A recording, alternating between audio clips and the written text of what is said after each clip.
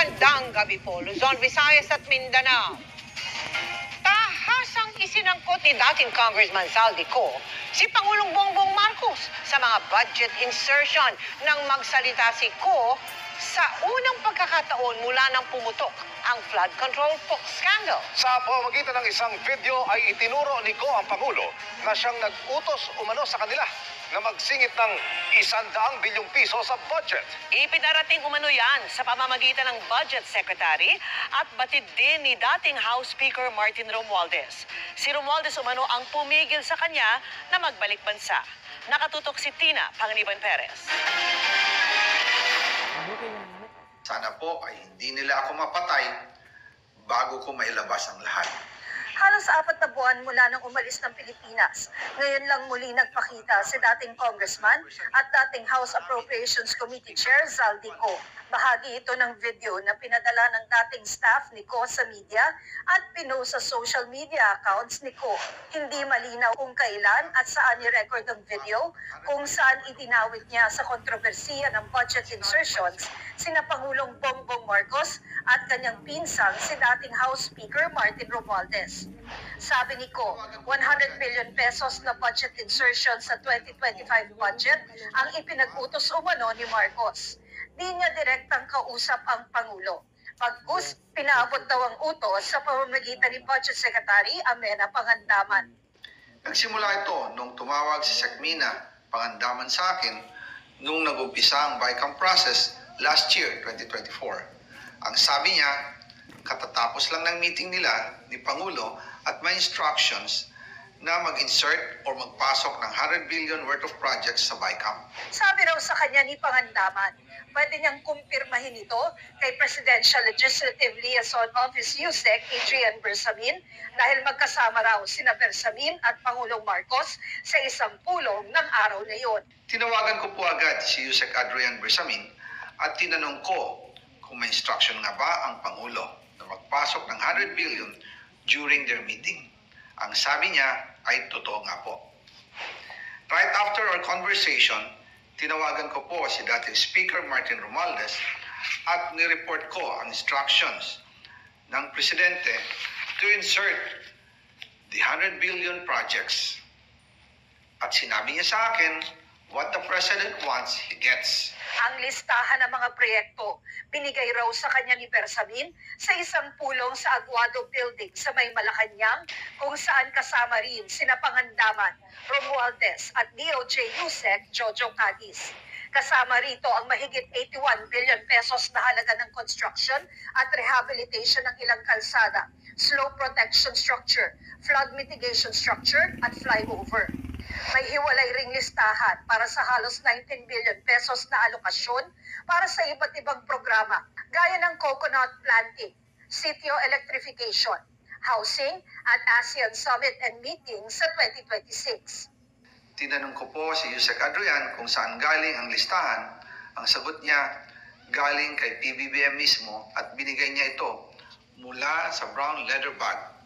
Nung sinabi po ni USEC Adrian Bersamin, yung brown leather bag, naalala ko nung nasa Singapore kami right after the elections of May 2022 sa Hilton Hotel, kami ni dating Speaker Martin and PBBM habang pauwi at pabalik ng Pilipinas, hinabol ng PSG ang brown leather bag at ang sabi ni PBBM, maiwan na lahat, wag lang ang brown leather bag. Kaya naniwala ako na utos talaga ito ng Pangulo. Matapos ang ilang araw, sabi ni Ko, tinanong niya sina Romualdez, Pangandaman, Bersamin at Cadiz kung pwedeng 50 billion pesos lang na halaga ng mga proyekto ang ipasok sa panukalang budget. Dahil kung buo raw na isisingit yung 100 billion, mas malaki na ang budget ng DPWH kesa edukasyon. Nakasaad kasi sa konstitusyon na laging pinakamalaki dapat ang budget para sa edukasyon. Ang natitirang 50 billion, kung pwede anyang ilagay na lang daw sa unprogrammed funds, total Office of the President din naman ang nagpapalabas ng unprogrammed funds. Pagkatapos ng isang araw, tinawagan ako ni Sekmina at sinabi ang mensahe ng Pangulo, ipasok ninyo yan dahil pinangako na sa akin ni Speaker Martin yan. At hindi na pwedeng baguhin. Kumbaga, ang utos ng hari hindi pwedeng mabali. Again, I informed the Speaker and asked clearance about the instructions ng Pangulo. At ang sabi niya, wala tayong magagawa.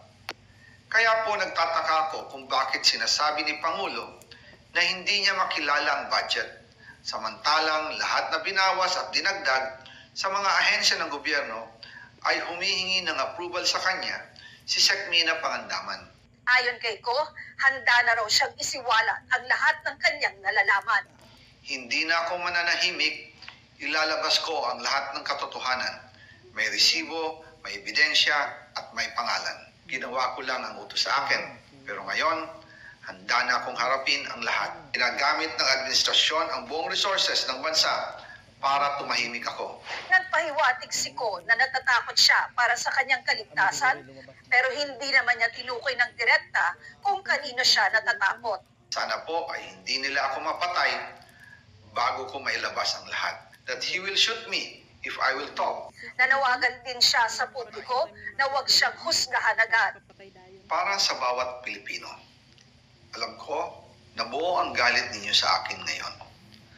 Nauunawaan ko rin kung bakit. Lalo na at malaki ang halagang nakataya. Pero bago kayo humusga, hayaan ninyong ipaliwanag ko ang buong katotohanan.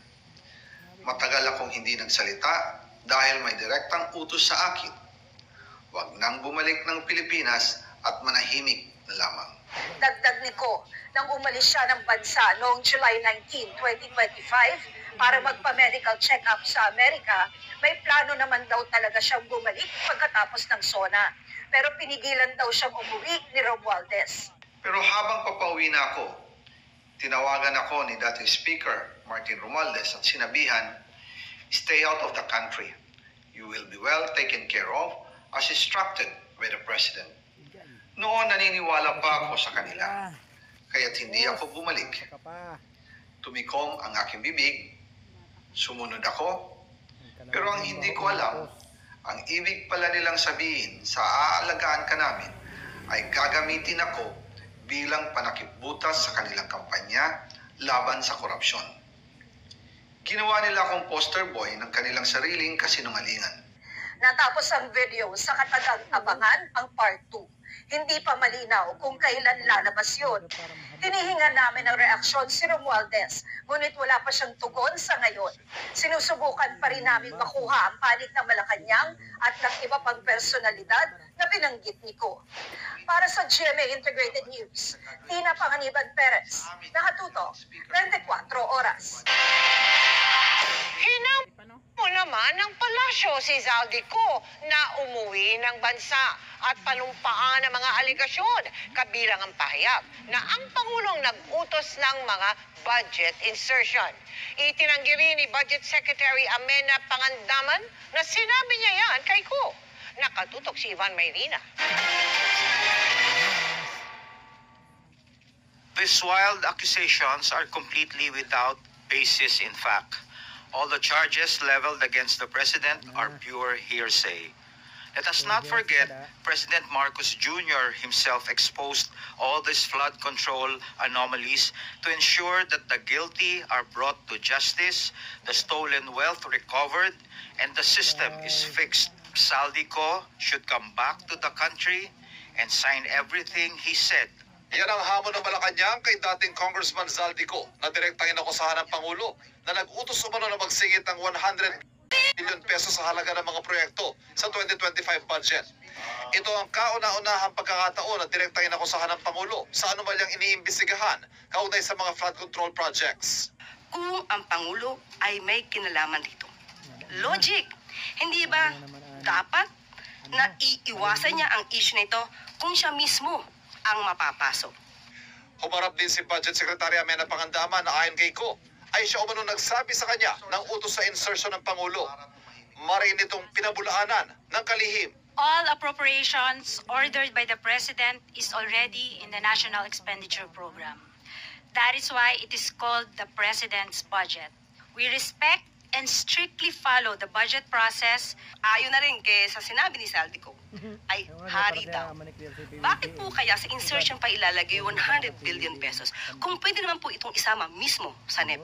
Tingin ng palasyo, ramdam na raw ni Ko ang mga ebidensya magdidiin sa kanya sa mga anomalya sa flood control projects at ang kanyang inilabas sa pahayag, paraan para umiwas sa pananagutan. Dahil lumiliit na ang mundo ni Zaldico, kailangan niyang umiwas at iiwas ang sarili at mag-name drop kahit walang katibayan at laway lang ang puhunan.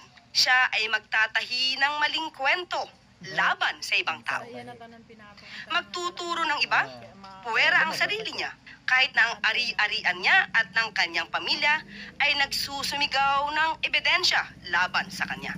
Naniniwala rin ng palasyo na may ibang nasa likod ng binasang pahayag ni Ko, pero hindi nila sinabi kung sino.